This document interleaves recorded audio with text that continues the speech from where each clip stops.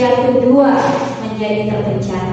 Izinkan saya ucapkan bismillah. Semoga acara kita berjalan lancar. Bismillahirrahmanirrahim. Air beriak tanda tak dalam, air tenang seperti berlian. Izinkan saya ucapkan salam untuk Bapak Ibu semuanya. Assalamualaikum warahmatullahi wabarakatuh. Puji syukur kami ucapkan kepada Allah Subhanahu wa Ta'ala yang telah memberikan rahmat-Nya sehingga kita semua dapat hadir dalam acara pembebasan penerapan budaya positif, kesepakatan kelas dan restitusi yang di sini akan kami bawakan saya dari Sri Pujastuti bersama Bu Fitriani, calon guru penggerak angkatan 9 Kabupaten Kebumen dari SMP Negeri 1 Selamat mengirim salam kepada Allah Subhanahu wa Ta'ala yang telah memberikan rahmat-Nya sehingga kita menuju di bawahnya, menuju dari alam kegelapan menuju ke alam yang penuh terang benderang. Bapak Ibu semua, di sini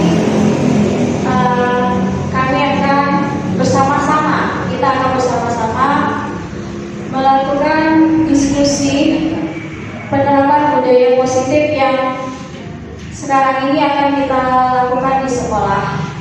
Mungkin selama ini kita sudah sering melakukannya, cuma mungkin ada beberapa hal yang masih belum sesuai. Dan kita tidak tahu bahwasanya itu semua memang hal yang diharuskan, ya Bapak Ibu. Nah, yang pertama, yang ingin ada pertanyaan pemantik yang akan kami pertanyakan di sini, apa makna dari budaya positif? Oke. Bapak Ibu ada yang bisa menjawab budaya positif? Yes, terima kasih Pak Ustaz. Baik, bismillahirrahmanirrahim. Menurut kami positif itu sesuatu yang perbuatan yang ada manfaatnya bagi diri kita dan juga bagi orang lain. Baik, terima kasih. Terima kasih Pak Ustaz. Sangat bagus sekali. Beri tepuk tangan dong Pak Ustaz. Ya, selanjutnya ini ada dari Ibu Sayani. Ini hampir mirip juga sama jawaban Ustaz budaya Pak ya. Budaya positif ini adalah budaya yang ada manfaatnya. Contoh gambar kecil, misalnya ada sampah. Kita mengambil sampah meletakkan pada tempatnya. Jadi kalau budaya yang terus dilanjutkan berdampak positif dan menghasilkan lingkungan yang sehat dan bersih. Thank you. Thank you Bu Sayani, jawabannya sangat luar biasa. Beri tepuk tangan untuk Bu Sayani. Ya, jadi budaya positif, budaya yang memang harus kita lakukan berulang-ulang tanpa adanya paksaan. Tidak ada lagi pemaksaan. Kalau dulu mungkin kita memang berkata ya, dengan dipaksa akan terbiasa. Nah, namun pada sekarang ini itu tidak bisa lagi kita lakukan. Itu budaya positif harus timbul dari dalam diri kita masing-masing, sehingga dia membudaya. Jadi tanpa kita suruh pun dia sudah mau melakukan kegiatan tersebut. Seperti kata Bu Sayani tadi, benar bahwasanya contoh dalam sampah. Jadi tanpa kita suruh lagi, anak tadi sudah sadar jalan mengambil sampah tersebut. Jadi nanti banyak lagi ya Bu, contoh-contoh yang lain. Oke. Nah, bagaimana budaya positif di sekolah? Oke, budaya positif di sekolah yaitu nilai-nilai dan kebiasaan-kebiasaan di sekolah yang berpihak pada peserta didik agar mereka dapat berkembang menjadi pribadi yang kritis, penuh hormat dan bertanggung jawab. Dari pemaparan ini, ada yang bisa menyampaikan maknanya apa sih?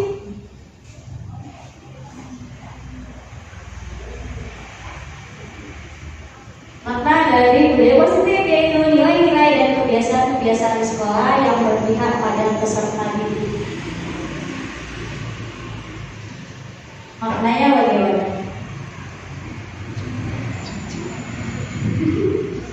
Ya, Pak Dian. Jadi budaya positif yaitu mengenai kebiasaan di sekolah yang berkaitan pada peserta didik.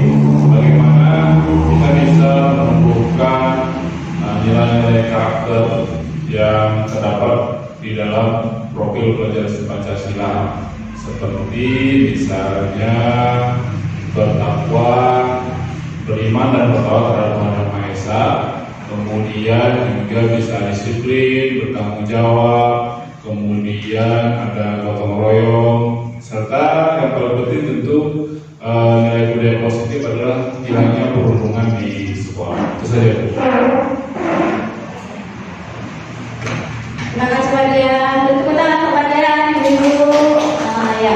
Jadi di sini memang budaya positif di sekolah itu nilai-nilai memang sesuai dengan profil pelajar Pancasila. Ada 6 dimensi yang harus ada dalam mendidik anak-anak kita untuk di sekolah.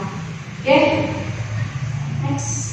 Nah, di sini ada perubahan paradigma. Menurut Ki Hajar Dewantara, filosofi pendidikan Ki Hajar Dewantara yang pertama yaitu bahwasanya pendidikan itu bukan tabula rasa. Ada yang bisa menyampaikan apa itu tabula rasa? Sesuai tidak dengan sekarang?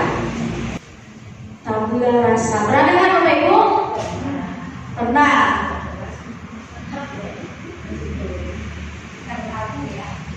Kan tahu. Tabula di sini tapi ya, tabula rasa.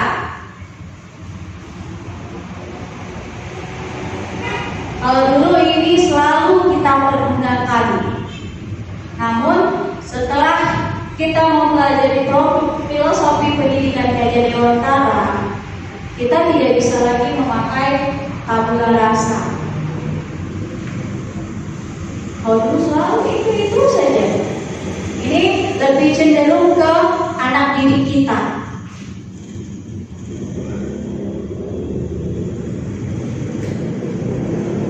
Ada yang bisa menyampaikan apa itu tabula rasa? Bisa ya?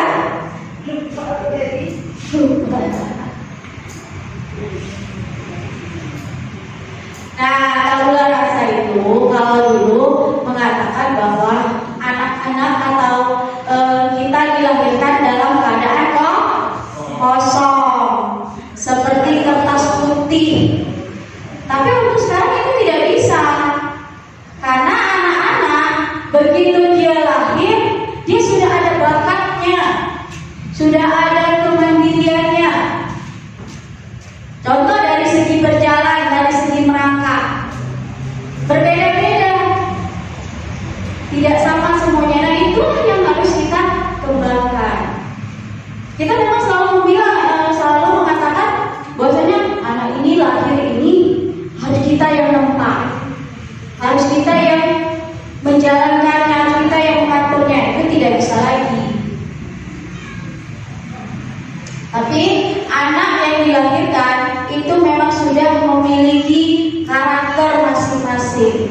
Contoh di dalam kelas saja 35 siswa, 35 rambutnya hitam semua, tapi karakternya berbeda-beda, tidak sama. Walaupun dicat ya, tapi tetap beda. Nah, yang kedua, semua anak terlahir dengan bakatnya masing-masing atau unik. Nah, ini di sini bagaimana menurut Bapak Ibu?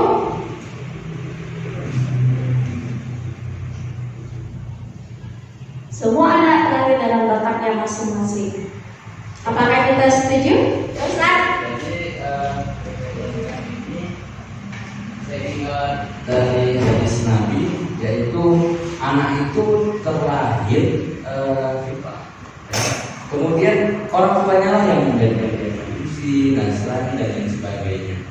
Nah, jadi mereka sebenarnya sudah ada bakatnya masing-masing, mana arahnya, dan ini bakatnya masing-masing itu betul tadi di yang pertama tabula rasa kosong tidak. Nah, karena apa?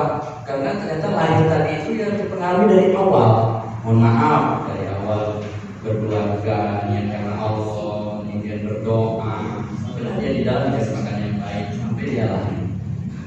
Seperti itu. Oke, kalau menurut ibu gimana? Bung Ija, kenapa sih anak kita itu unik? Gimana Mulia? Kenapa dikatakan anak atau peserta didik kita itu unik? Karena di masing peserta didik itu mempunyai karakter, bakat, dan minat yang berbeda-beda. Contohnya misalnya sewaktu dia kecil, mungkin orang tuanya sudah tahu minat atau bakatnya, saya suka melukis gitu. Berarti itu bakat bawaan dia. Ada nanti seperti misalnya anak saya yang pertama dia hobinya melukis gitu. Ada nanti yang adik saya dia memang hobinya tak melukis tapi hobinya menyanyi misalnya gitu. Itu merupakan bakat atau minat ya dari anak-anak yang memang bawaannya sejak lahir. Itu menurut saya. Terima kasih. Oke, terima kasih Bu Lia ya.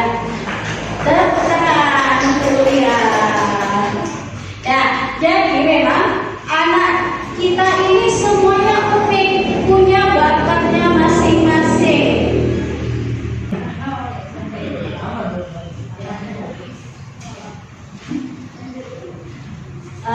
Ya, jadi yang dikatakan Bu Lia tadi contohnya anaknya sendiri dari lahir dia atau sekarang ini umur 5 tahun sudah nampak jiwanya jiwa melukis. Nah itu keunikan dia. Nah kalau kita paksakan dia harus menari tidak bisa. Jadi dia bakatnya unik sendiri. Jadi kita sebagai orang tua, kita sebagai guru, kita hanya menuntut mereka dengan bakat yang mereka berikan. Ini contoh nih untuk kegiatan Bu Linda ya, untuk yang hari Senin.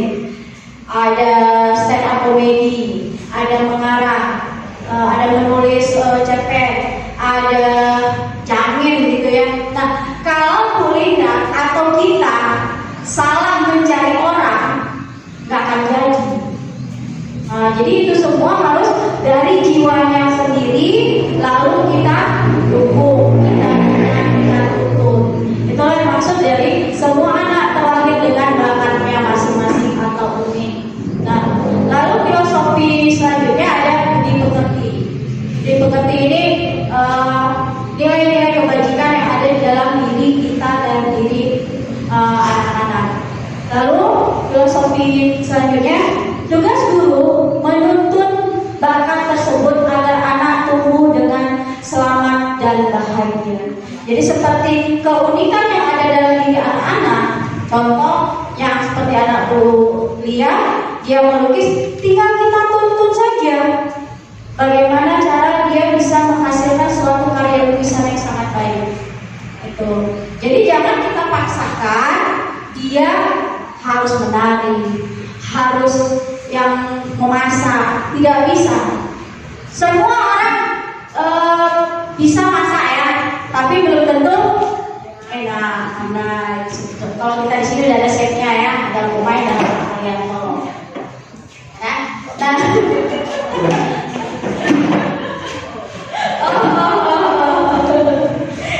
Oke, filosofi pendidikan selanjutnya, guru ibarat petani, anak ibarat biji jagung. Nah, ini gimana nih maksudnya nih? Gimana ini maksudnya? Guru yang membimbing, guru yang memberi ilmu pengetahuan, mengharapkan agar anak didiknya menjadi anak yang soleha, berguna untuk kedua orang tua, nusa dan bangsa. Namun ini hanya sekedar harapan. Harapan itu bisa terjadi, bisa tidak. Thank you Bu Sayani. Ya, yang lain ada? Ya, kemudian Guru ibarat petani dan anak ibarat biji jagung. Di mana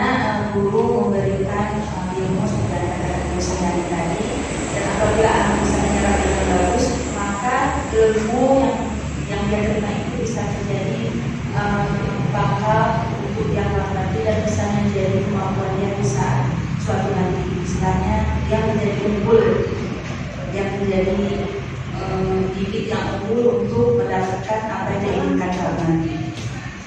Oke, terima kasih kuliah. Ya, guru ibarat petani. Kita nih ya, kita petani. Anak-anak itu ibarat biji jagung yang kecil yang kita tanam. Nah, memang di sini kita memang dituntut untuk merawat biji jagung tersebut, menuntun biji jagung tersebut agar tumbuh menjadi subur, sama seperti anak-anak. Dia datang ke sekolah, kita tuntun dia, kita bimbing dia, kita beri pendidikan untuk dia sehingga dia menjadi bisa mendapatkan ilmu dan bisa menjadi generasi emas untuk masa yang akan datang. Itulah maksud dari guru ibarat petani, anak ibarat biji jagung. Selanjutnya, filosofi pendidikan KJD Dewantara selanjutnya yaitu kodrat alam dan kodrat zaman. Di sini pendidikan mengikuti kodrat alam dan kodrat zaman. Maksudnya gimana nih? Ada kodrat alam dan kodrat zaman dalam dunia pendidikan.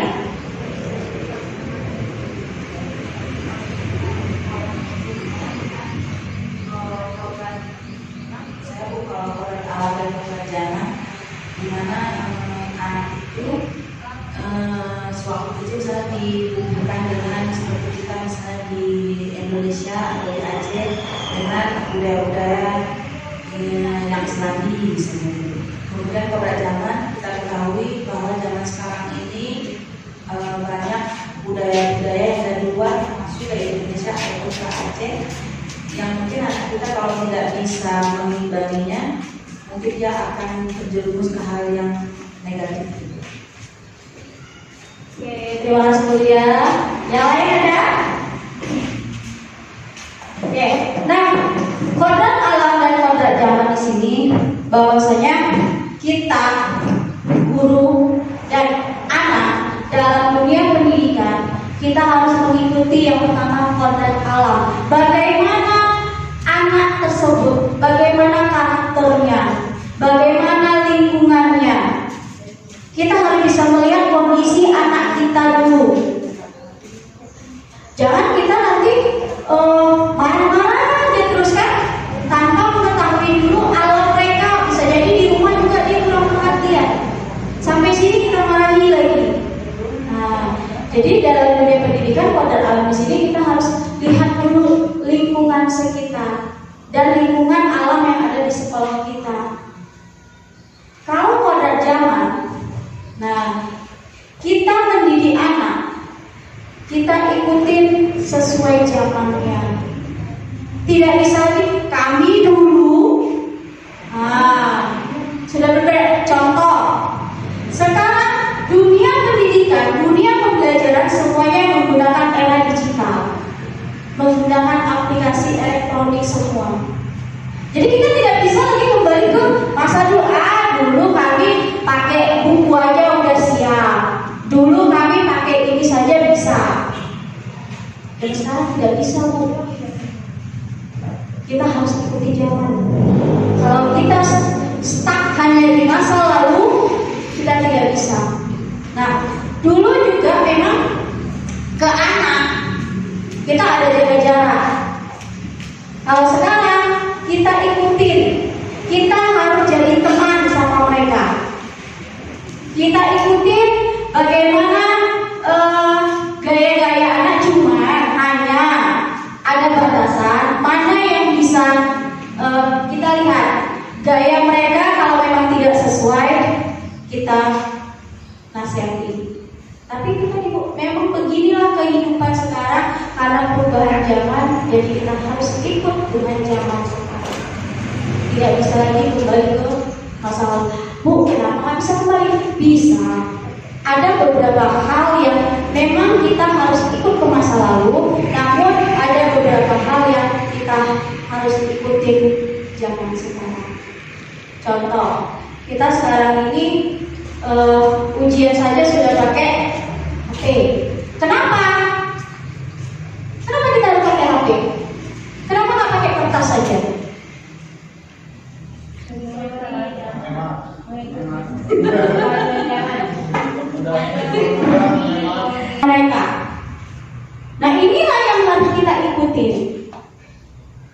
Jangan kita ya, udah sekian tahun lagi loh, ya kan? Tapi nggak bisa Bu.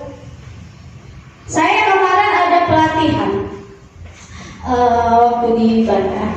Saya sangat malu sekali. Kenapa malu? Saya yang masih umur sekian hanya tamatan S1. Ada ibu-ibu yang sudah mau pensiun, dia masih ngambil S3. Wah, sangat kecil sekali saya. Di situ ada yang tamat S2 di sebelah kanan saya di tengah. Ibu-ibu tadi yang S3 di sebelah kiri saya, cerita-cerita lah kami. Jadi saya terbengong. Jadi dibilang ibu itu, Dek, ilmu itu bukan hanya di sekolah nanti kita gunakan, tapi ilmu itu bisa di mana saja kita gunakan. Tidak ada alasan sudah tua, kata dia. Di situ jadi saya, ya Allah, saya belum ada apa-apanya. Jadi memang ada niat, tapi berhubung karena masih banyak kegiatan. Tapi dengan begitu Bu, membuka mata saya untuk lagi belajar lagi. Kenapa yang udah tua saja mau belajar, kita yang udah tidak? Nah, jadi di sini memang kita harus mengikuti kodrat zaman. Begitu juga dengan anak-anak kita. Ya.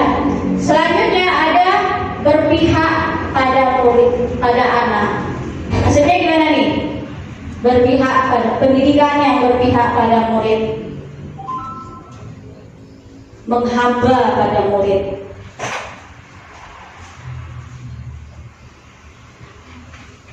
Ada yang bisa jelaskan? Menghamba kepada murid ini? Apakah kita harus iya nak, makan apa nak? Apakah seperti itu? Saya lebih ke apa tuh namanya? Sekarang kan kita harus menyesuaikan kepada karakter siswa gitu. Gak boleh dari kita dari rumah, oh hari ini harus seperti ini. Jadi kita harus cari dulu karakter siswanya itu seperti apa. Gitu. Karena rencana kita di rumah, rencana kita di sekolah, setelah kita ke kelas itu bisa jadi berbeda. Benar. Nah, di sini memang berpihak pada murid. Kita lihat karakter murid kita memang bagaimana. Contoh dari segi pembelajaran, ada yang siswa belajarnya secara kinestetik, ada yang audio visual, ada yang audio, ada yang visual. Nah, itulah yang harus kita ikuti. Tidak bisa kita memaksakan, ini semua harus audio. Tidak bisa. Jadi harus kita ikuti, berpihak kepada anak. Nah, di sini paradigma perubahan.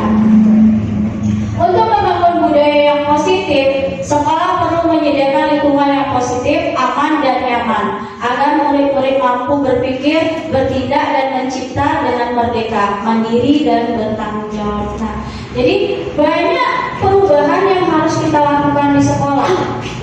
Salah satunya itu menciptakan dengan merdeka, mandiri. Di sini bukan berarti anak-anak itu merdeka suka-sukanya di sekolah. Tapi itu tadi contoh dari segi pembelajaran. Tidak bisa kita samakan. Jadi mereka harus kita lihat karakter atau cara belajarnya. Itulah memerdekakan mereka. Sama juga seperti kita kan dalam belajar. Sebagian ada yang dalam menghafal harus dengarkan musik, harus bacanya keluar suara, harus tenang sekali. Boleh sambil nonton TV. Nah, itu merdeka, terserah, yang penting ilmunya dapat. Nah, seperti ini juga dengan merdeka. Lalu paradigma perubahannya, lazimnya disiplin dikaitkan dengan kontrol. Dalam hal ini kontrol dulu dalam menghadapi murid. Nah, mau bandel-bandelnya murid kita, tetap kita kontrol. Kita sebagai kendalinya. Memang mereka yang memilih, tapi kita sebagai kendali. Kalau mereka sudah lari dari jalur, kita kembalikan. Itulah tugas kita sebagai kontrol. Nah, perubahan paradigma teori kontrol, ilusi kontrol. Menurut Dr. William Glasser dalam kontrol teori untuk melaksanakan miskonsepsi tentang kontrol. Nah, ilusi guru mengontrol murid, ilusi bahwa kritik dan membuat orang merasa bersalah dapat menguatkan karakter, ilusi bahwa semua penguatan positif efektif dan bermanfaat, ilusi bahwa orang dewasa memiliki hak untuk memaksa. Yang terakhir bagaimana itu, Bu? Setuju atau tidak? Tidak. Nah, Mike tadi mengatakan tidak. Alasannya? Kalau kita memaksa terus, tentu anak-anak akan merasa tidak dihargai. Oke, tepuk tangan. Ada lagi pendapat yang lain? Pak Renta, gimana Pak Renta?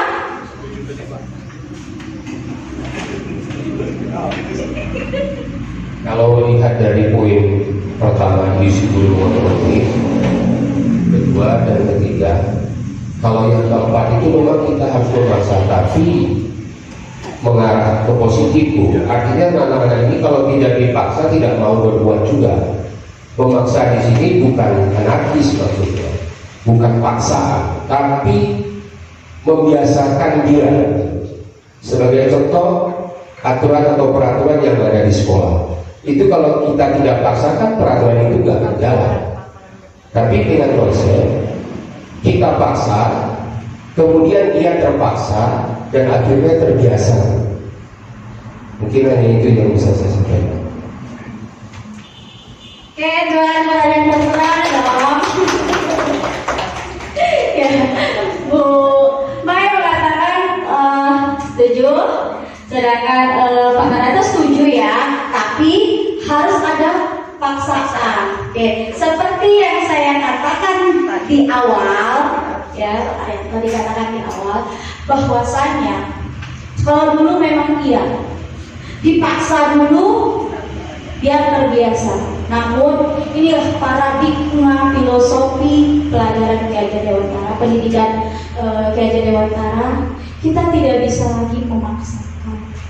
Kita hanya menyampaikan nilai-nilai kebajikan. Jadi biar dari dalam dirinya sendiri, ya Bapak Ibu. Jadi tidak ada jadi kata-kata dipaksa biar terbiasa. Kami kemarin, Bu, ya Bu Fitri, waktu kita elaborasi pemahaman ya, kami mengatakan itu. Ada yang mengatakan itu. Kami dibilang Anda bukan guru. Ya, berarti Anda belum menjadi guru katanya. Itu di situ elaborasi pemahaman seluruh Benar Meriah, Takengon dan Gayulbus. Guru bergabung di situ semua. Dan ada satu guru memang menyampaikan kata-kata seperti itu. Nah, jadi di situlah kami memang paham. Akhirnya kita tidak bisa lagi memaksakan seperti itu. Cuman kita hanya meyakinkan dia, menasehati pelan-pelan, tidak ada paksaan itu. Oke, next. Perubahan paradigma, stimulus respon.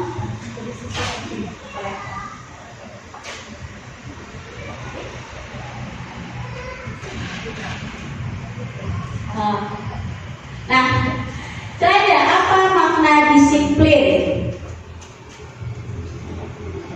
Ada yang bisa menjelaskan makna disiplin?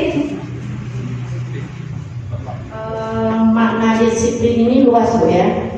Disiplin ini pengertiannya on time, tepat waktu, mematuhi peraturan yang berlaku sesuai di mana posisi kita berada. Oh, kalau di sekolah, Oke. Disiplin. Nah, ini dia. Kata disiplin sering dikaitkan dengan tata tertib, peraturan dan kepatuhan pada peraturan, ya. Itu. Lalu kata disiplin juga sering dihubungkan dengan hukuman. Lalu kali kan? Lalu padahal itu sungguh berbeda karena belajar dengan disiplin tidak Justru itu adalah salah satu alternatif terakhir dan kalau perlu tidak digunakan sama sekali. Nah, jadi memang pada intinya kalau sudah kita disiplin ujung-ujungnya ada hukuman. Nah, bukan karena adanya paksaan dari orang lain. Telah dia disiplin motivasi diri secara internal. Tapi kalau memang tidak bisa sama sekali ya otomatis si anak yang tidak disiplin tadi harus berusaha dengan pihak lain, salah satunya contoh dari BK.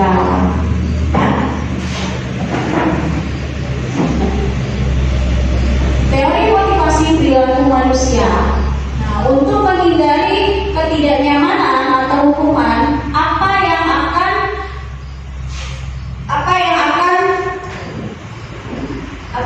terjadi apabila saya tidak melakukannya. Nah, itu dia motivasi eksternal. Lalu untuk mendapatkan imbalan dari orang lain, institusi, apa yang akan saya dapatkan apabila saya melakukannya? Itu juga merupakan motivasi eksternal. Karena adanya iming-iming hadiah dari orang lain. Lalu untuk menghargai diri sendiri, menjadi insan sesuai harapan kita. Saya akan menjadi orang yang seperti apabila saya melakukannya. Nah, di sini motivasi internal, tujuan disiplin positif. Nah, jadi ada motivasi itu ada dua, ada internal dan ada eksternal. Kalau eksternal berarti dia berhubungan dengan orang lain karena mengharapkan sesuatu. Sedangkan motivasi internal diri sendiri untuk menghargai dirinya sendiri, untuk kebaikan dirinya sendiri, bukan untuk orang lain. Oke, selanjutnya Fitri.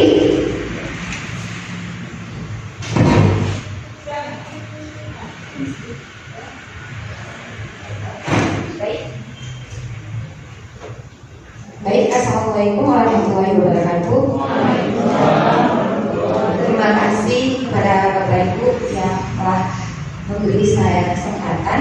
Nah, untuk kali ini saya akan memaparkan tentang materi selanjutnya, yaitu tentang budaya positif. Nah, budaya positif ini, agar tercapai budaya positif di dalam lingkungan sekolah ini, nah kita mulai dari mana ya Bapak Ibu? Agar terciptanya budaya positif di sekolah kita ini. Nah, dimulai dari mana?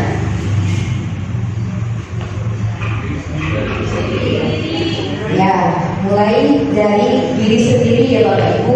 Nah, di sini peraturan kelas. Nah, kira-kira peraturan kelas itu apa saja Bapak Ibu? Nah, terus apa lagi Bu? Jaga kebersihan, jangan ribut. Apalagi Bu? Ya, jangan makan di kelas. Nah, peraturan-peraturan ini bisa kita jadikan sebuah keyakinan kelas. Nah, dengan cara apa? Kira-kira? Adanya kesepakatan antara siswa dengan guru. Ya, betul sekali Masih.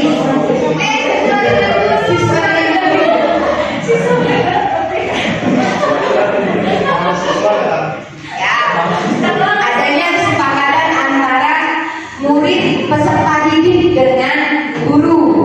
Nah, kemudian setelah terbentuknya keyakinan di dalam kelas, akan terbentuknya lingkungan positif. Nah, misalnya tadi jangan buang sampah sembarangan. Nah, kalimat positifnya apa? Ya, benar sekali ya Bapak Ibu. Buanglah apa tadi? Buanglah sampah pada tempatnya. Nah, dari situ kita akan membentuk sebuah budaya positif. Oke. Nah, kemudian keyakinan kelas, hukuman dan penghargaan.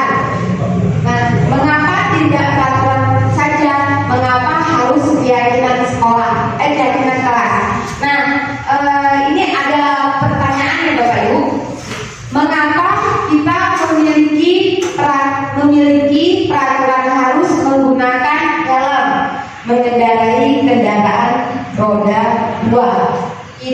kira-kira keyakinan, peraturan, atau kesepakatan? Peraturan. Ya.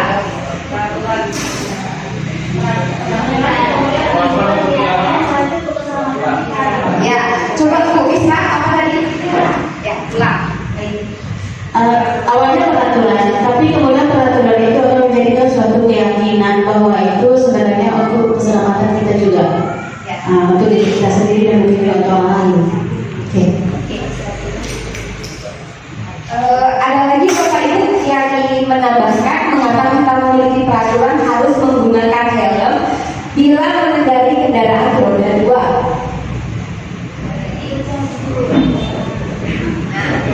Betul ya Bu Isra, untuk peraturan itu ditaati untuk keselamatan kita. Nah, kemudian mengapa kita memiliki peraturan 3M? Menggunakan masker, mencuci tangan, dan menjaga jarak 1,5 meter. Nah, itu kira-kira peraturan keyakinan atau kesepakatan?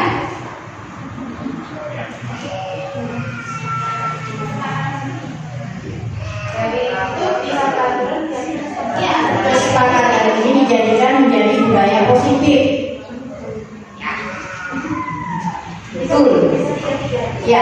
Nah, di sini Bapak Ibu untuk mewujudkan budaya positif itu dimulai dari diri kita sendiri. Nah, kalau misalnya kita yakin bahwa menggunakan masker itu adalah kesehatan untuk kita, maka kita gunakan, ya kan? Kita lakukan. Nah, kemudian kalau misalnya kita menggunakan helm, nah helm itu adalah peraturan apa? Menggunakan untuk keselamatan kita. Nah, itu ya Bapak Ibu, kira-kira berarti membuat suatu keyakinan itu harus dari diri kita sendiri supaya terciptanya budaya positif. Nah, kemudian untuk mendukung motivasi intrinsik, kembali ke nilai-nilai keyakinan lebih mengarah seseorang dibandingkan mengikuti serangkaian peraturan. Nah, seperti itu tadi Bapak Ibu ya, mulai dari diri kita sendiri. Nah, keyakinan kelas. Bapak Ibu pernah nggak membuat keyakinan kelas di ruangan kelas? Nah, kira-kira langkah-langkah apa yang Bapak Ibu lakukan untuk membuat suatu keyakinan kelas? Siapa? Nailis.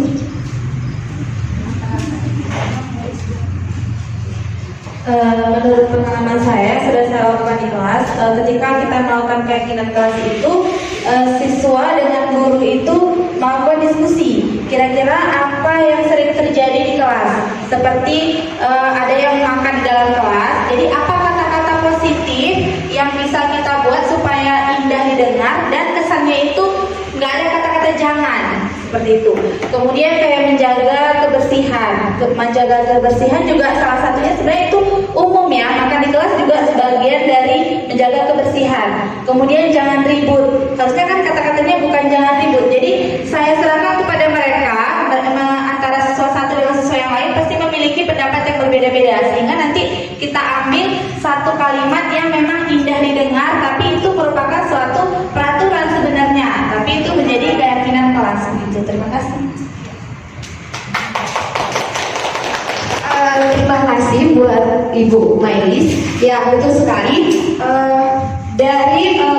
Dengan adanya diskusi kita dengan siswa, maka peraturan yang kita buat itu bisa kita ubah menjadi suatu keyakinan. Nah, kata positifnya, buanglah sampah pada tempatnya, ya, supaya untuk menjaga lingkungan kelasnya supaya bersih, ya. Betul, ya. Next kalian. Ya, ini peraturan keyakinan kelas atau nilai yang dibagikan yang 7. lalu kembalikan buku ke tempatnya. Nah, itu merupakan tanggung jawab. Kemudian dilarang mengganggu orang lain, menghormati orang lain. Itu adalah keyakinan kelas. Nah, kemudian hadir di sekolah 15 menit sebelum pembelajaran dimulai. Nah, menghormati orang lain, komitmen pada tujuan berkomitmen. Kemudian peraturannya dilarang melakukan kekerasan, keyakinannya keselamatan, menghormati orang lain. Kemudian dilarang menggunakan narkoba, keyakinan atau nilai kebijakannya kesehatan. Kemudian bergantian atau menunggu giliran, menghormati orang lain. Kemudian menggunakan masker, keyakinan kelasnya kesehatan dan keselamatan. Kemudian jangan berlari di kelas atau koridor. Itu adalah keselamatan dan keamanan. Nah, ini adalah contoh penerapan pembuatan keyakinan kelas. Nah, ini adalah contoh pembuatan keyakinan kelas. Guru dan siswa merangkum keyakinan kelas untuk menjadikan kesepakatan kelas, kemudian kesepakatan kelas yang sudah dibuat.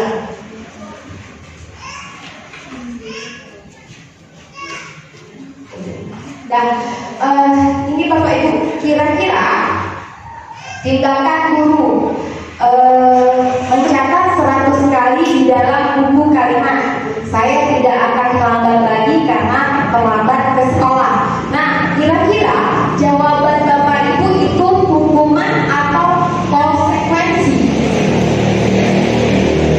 Konsekuensi. Catat ya. Ya, catat ya jawaban dari Bapak Ibu semua ya. Ingat ya masing-masing ya.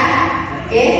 Dan kemudian berlari mengelilingi lapangan basket 2 kali karena terlambat hadir sekolah. Itu kira-kira hukuman atau konsekuensi?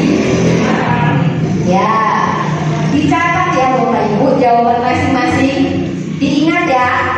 Dan kemudian murid diminta untuk push up 15 kali karena tidak menggunakan masker ke sekolah. Itu hukuman atau konsekuensi? Oke, siap. Menggantikan kertas tugas teman yang telah dicoret-coret. Itu hukuman atau konsekuensi? Konsekuensi. Oke. Ingat ya Bapak Ibu ya jawabannya ya.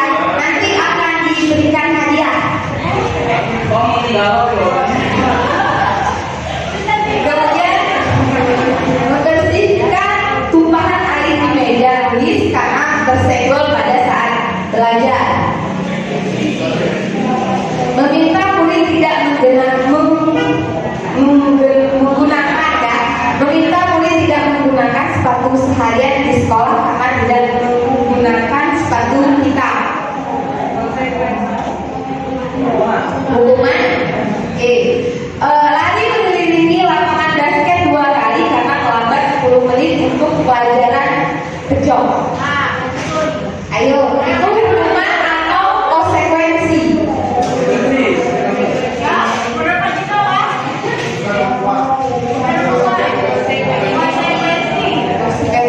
Oke, baik Bapak Ibu tadi kan udah dicatat ya atau udah diingat ya jawabannya masing-masing. Oke, kita buka ya. Ayo. Hukuman, konsekuensi, hukuman, konsekuensi. Oke, satu salah. Yang mana salah Bu? Yang nomor 1. Ya.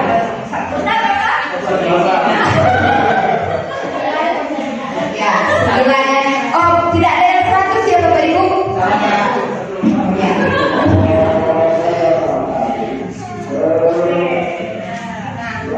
Ini perbedaan antara hukuman dan konsekuensi. Hukuman sesuatu yang diinginkan dan harus terjadi. Konsekuensinya sesuatu harus terjadi. Ya. Kemudian membuat anak sakit sekarang fisik maupun hati untuk jangka waktu lama, membuat anak merasa tidak nyaman dalam jangka waktu pendek. Kemudian hukuman anak membenci kedisiplinan, konsekuensinya anak menghargai disiplin. Kemudian paksaan, konsekuensinya stimulasi tanggapan. Kemudian mendorong anak menyakiti diri sendiri, mendorong anak agar mudah menyesuaikan diri. Nah, kemudian konsep dari yang buruk, konsekuensinya konsep diri yang baik. Hukuman anak belajar untuk menyembunyikan kesalahan, anak belajar mematuhi peraturan. Kemudian marah, rasa bersalah, dipermalukan, merasa tak dihargai, kehilangan hukum konsekuensi, kehilangan hak, dibuat tidak nyaman, diasingkan untuk sementara. Nah, Bapak Ibu, ini adalah kebutuhan dasar manusia. Nah, survival itu. Kemudian kesenangan, cinta kasih, diterima, penguasaan, kebebasan. Ini adalah 5 dasar kebutuhan manusia. 5 Pak.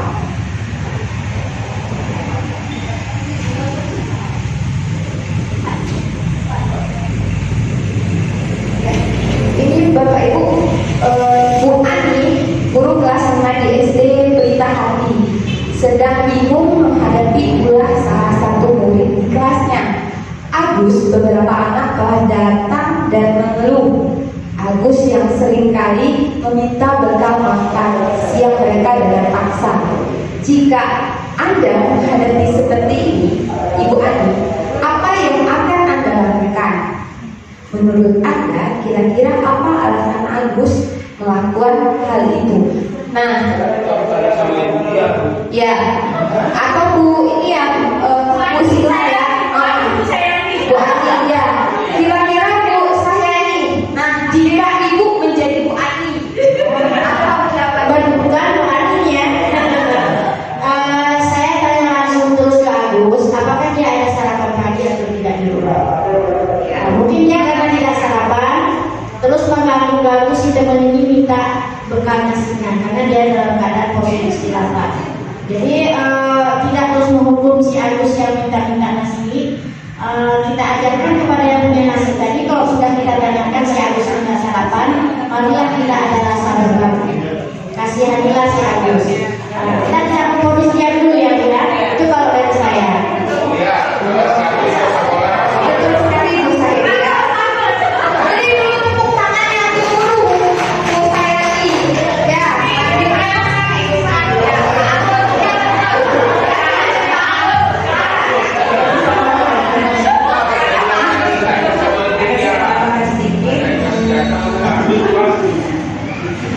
Apabila si Agus jadi soalnya dia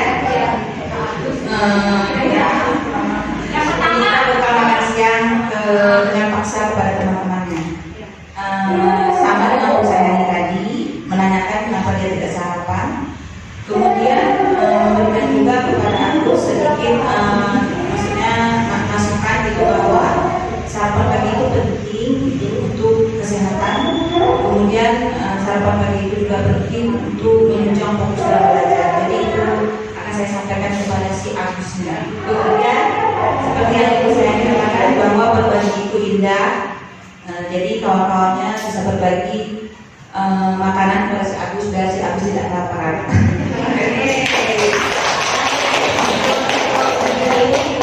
Tapi kan bisa jadi satu kalau nasi. Iya.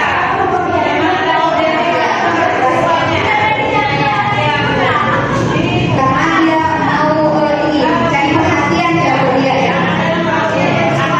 Iya. Lagi-lagi Bu Sairi. Baik, saya akan coba menjawab ya.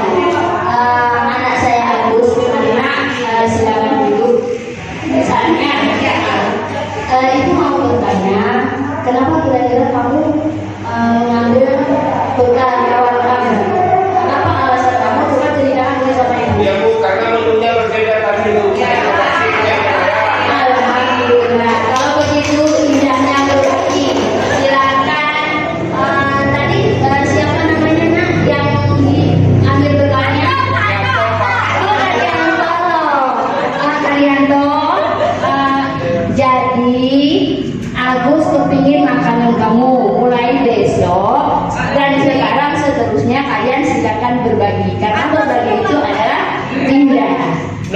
titik Bu.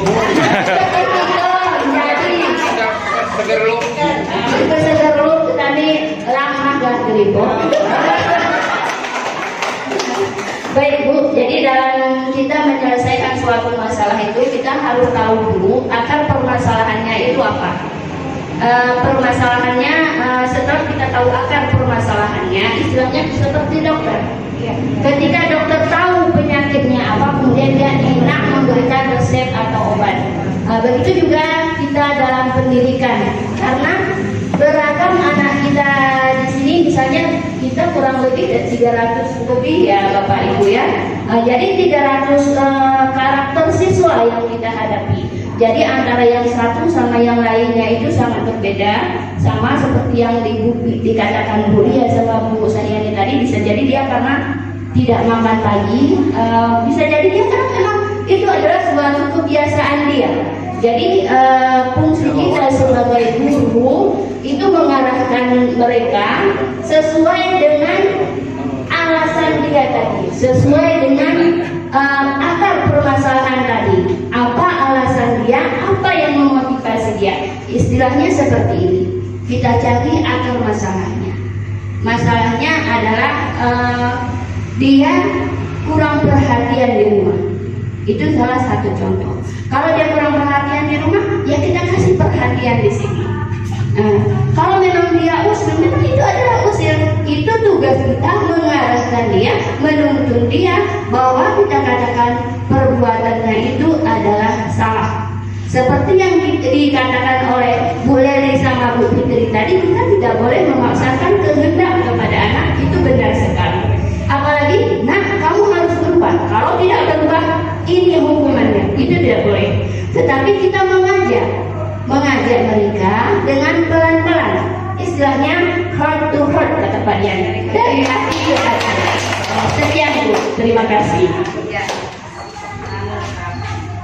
Baik, terima kasih buat Ibu Sila pemaparannya yang sangat bagus sekali ya, luar biasa. Nah, next Kak Leli. Nah, dalam konteks penerapan disiplin positif, Bu Ani sebaiknya mencari apabila jawaban Agus karena ia lapar dan orang tua yang tidak membawakannya bekal makanan siang, kebutuhannya adalah bertahan hidup. Nah, kemudian apabila jawaban si Agus ini karena ia senang temannya jadi memperhatikan dia. Misalnya tadi kan dia memang ia usil Pak ya, karena tadi kan kata Pak Anto, saya cuma ikan asin aja Pak, ya kan? Nah, itu ada ini daging rendang, saya mau itu. Jadi karena mungkin dia usil, ingin ganggu kawannya aja untuk ya jenaka. Nah, kemudian apabila jawaban si Agus adalah kebutuhannya adalah cinta dan kasih sayang, kebutuhan untuk diterima. Nah, kemudian atau kemampuan. Kemudian apabila jawaban Agus karena dia merasa bosan dengan bekal yang dibawakan ibunya karena selalu membawakan bekal yang sama.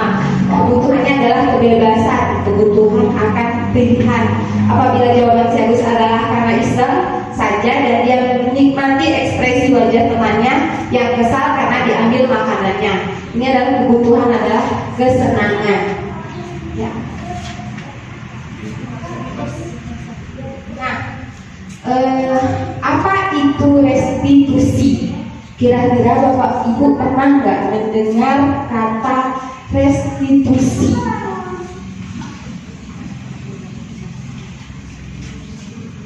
Kondisi nyaman. Ya. Kondisi nyaman. Restitusi itu adalah proses menciptakan kondisi bagi murid untuk memperbaiki kesalahan mereka sehingga mereka bisa kembali pada kelompok mereka dengan karakter yang lebih kuat. Nah, yang dikatakan seperti Bu Sila tadi ya, jangan terus kita mengatakan gitu ya. Kita harus heart to heart Bu Sila ya, dari hati ke hati. Oke, supaya anak tersebut merasa nyaman. Nah, ini adalah 9 ciri-ciri restitusi. 1, bukan untuk menebus kesalahan, lalu untuk belajar dari kesalahan. Kemudian memperbaiki hubungan. Yang ketiga, tawaran bukan paksaan. Nah, restitusi menuntut untuk melihat ke dalam diri. Kemudian restitusi mencari kebutuhan dasar yang mendasari tindakan. Restitusi dari diri adalah cara yang paling baik untuk memperbaiki diri. Nah, kemudian restitusi fokus pada karakter bukan tindakan. Yang kedelapan, restitusi fokus pada solusi. Yang kesembilan, restitusi mengembalikan murid yang berbuat salah pada kelompoknya. Kemudian ini adalah segitiga restitusi. Tahapan-tahapan membuat segitiga restitusi. Nah, di sini ada 3 tahapan ya Bapak Ibu. Yang pertama, menstabilkan identitas. Nah, seperti Bu Sila katakan tadi, kita tanya dulu dia, kenapa Mak? Ada apa Mak dengan dirimu? Ya. Nah, kemudian setelah kita menstabilkan identitas, kemudian kita validasi tindakan yang salah. Kita cari kenapa kamu bisa melakukan itu Nak? Apa alasanmu untuk melakukan hal tersebut? Kita tanyakan kepada anak tersebut. Nah, kemudian menanyakan keyakinan. Nah, kita misalnya di kelas sudah membuat suatu keyakinan di dalam kelas. Nah, jadi kita tanyakan kepada anak tersebut, kira-kira Nak, keyakinan kelas apa yang kamu lakukan ya untuk menyelesaikan sebuah masalahnya. Dah.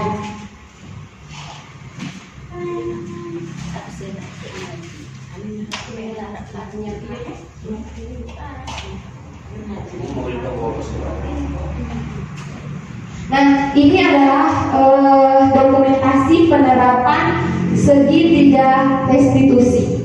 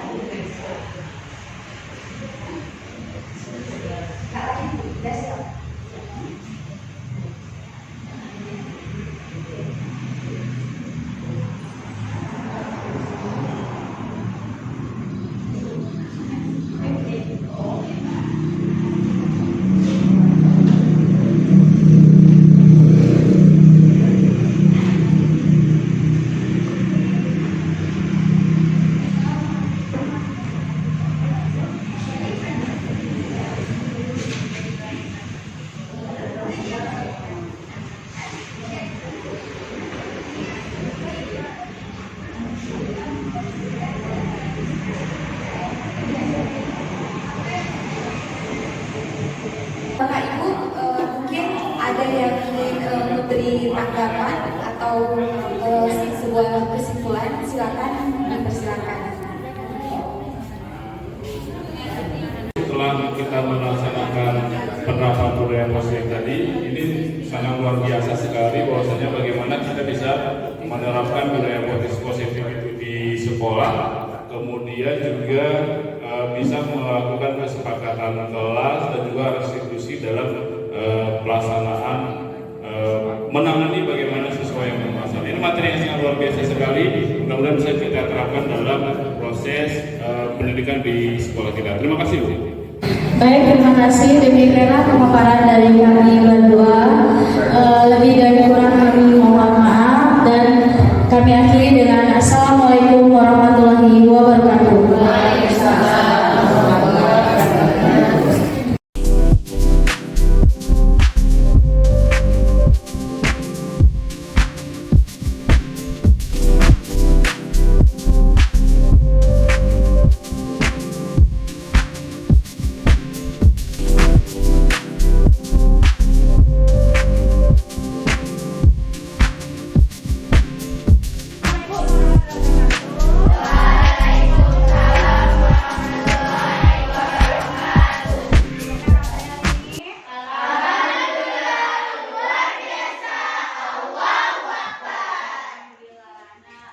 Untuk hari ini, selama ini kita sudah banyak buat peraturan. Namun peraturan itu ada kata-kata yang kurang baik kalau kita dengarkan ya, kalau kita baca. Nah, sini hari ini kita akan membuat suatu keyakinan kelas. Sebelumnya saya mau bertanya dulu, peraturan itu siapa yang membuat? Kalau peraturan bersama atau hanya sebelah pihak? Bersama. Sama. Namun pada kenyataannya sebelah pihak. Contoh, kenapa kita harus menggunakan helm? Itu siapa yang mengeluarkan peraturan? Polisi. Pernah nggak kalian diajak untuk bermusyawarah? Lalu saya sering katakan, jangan ribut di kelas. Kalian merasa beban tidak? Tidak. Beban, kenapa? Itu saya yang melakukan, saya yang memerintahkan. Kalian dengan terpaksa. Terus dia peraturan. Tapi kalau keyakinan, iya, itu kita yang membuatnya, sesama kita secara kesepakatan. Jadi kalaupun kalian melakukan kesalahan, kalian langsung menyadari bahwasanya itu kesepakatan bersama dan tidak ada beban. Oke? Nah, sekarang saya akan bagikan kertas ini. Silakan tulis peraturan untuk di kelas kita. Oke? Iya, Bu.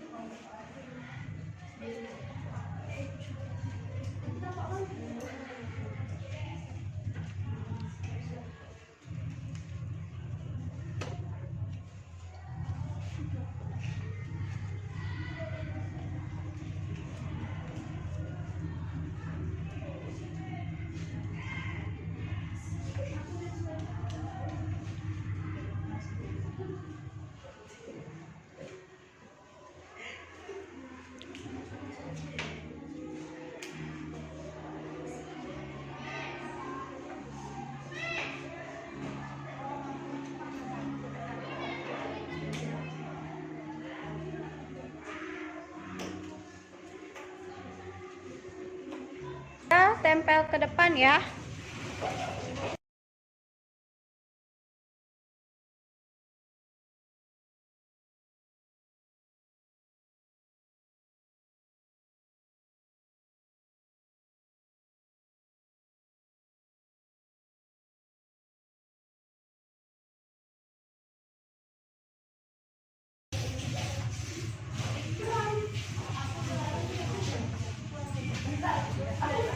Sudah ada peraturan ya yang kalian buat. Ada banyak nih ya. Oke, tolong bacakan ke depan yang bersedia. Oke, Elsie.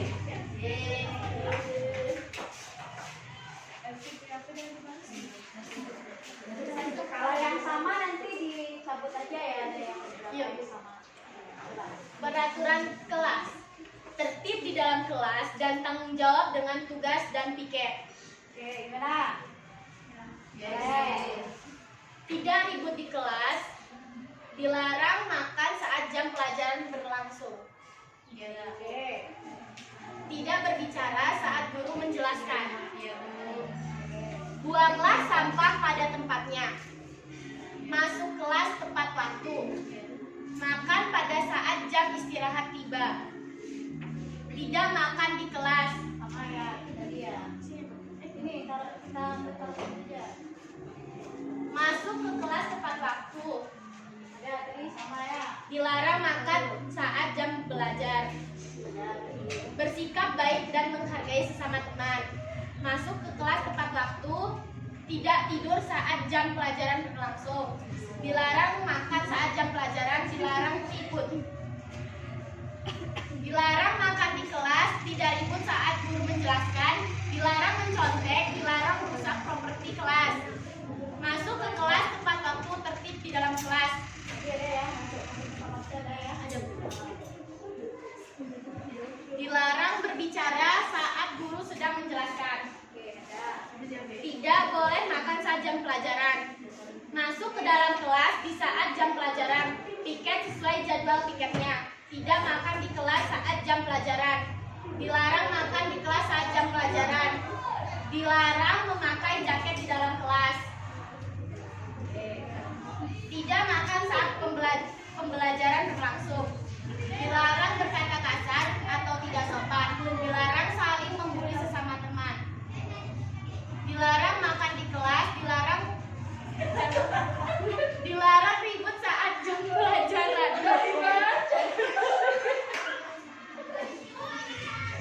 Masuk tepat waktu. Dilarang menyontek di kelas. Dilarang buang sampah sembarangan.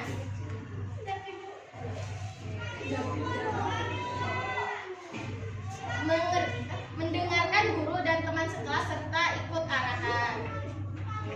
Dilarang makan pada saat jam pelajaran telah dimulai. Mengerjakan piket pada jadwalnya. Ada.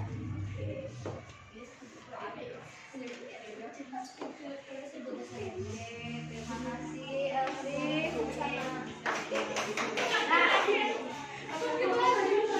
Ini tertib di kelas dan tanggung jawab dengan tugas piket. Tadi di sini juga ada ya yang sama. Jadi tidak ribut di kelas, dilarang makan saat jam pelajaran, bersikap baik, tidak berbicara, tertib di dalam kelas. Hampir sama ya. Jadi ini kita ambil satu aja ya. Oke. Lalu buanglah sampah pada tempatnya. Masuk tempat waktu. Makan pada saat jam istirahat. Masuk tempat waktu. Ini ya, sama. Masuk tempat waktu. Menyontek, dilarang buang sampah. Oke, di sini. Ini kita hapus saja. Boleh? Nah, dari peraturan ini masih terdapat kata-kata yang negatif. Nah, jadi di sini kita buat keyakinan kelas kita dari kalimat-kalimat ini.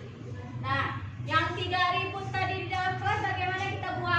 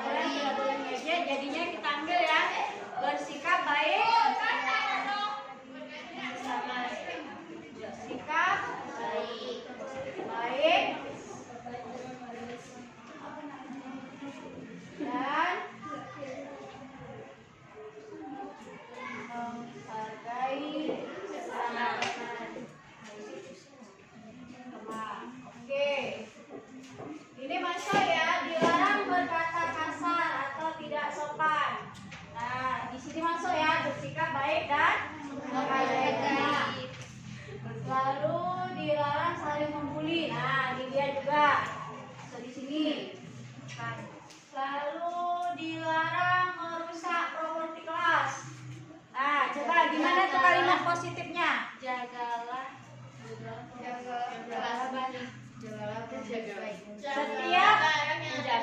Setiap warga kelas berhak berhak atas properti. Boleh seperti itu?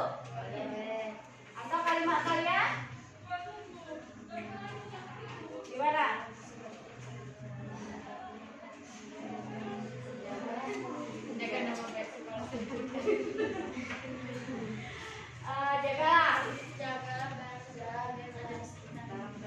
Jagalah barang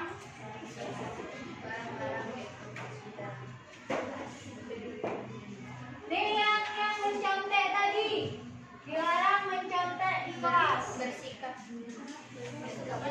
jujur.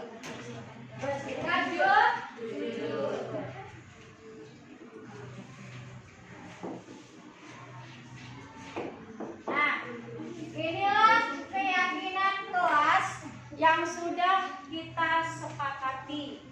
Bagaimana? Kelas yang sudah kita buat? Setuju. Di sini ada 5 ya, 5 keyakinan kelas yang kita buat. Yang pertama, tertib saat berada di dalam kelas, hargai waktu, bersikap baik dan menghargai teman, jaga barang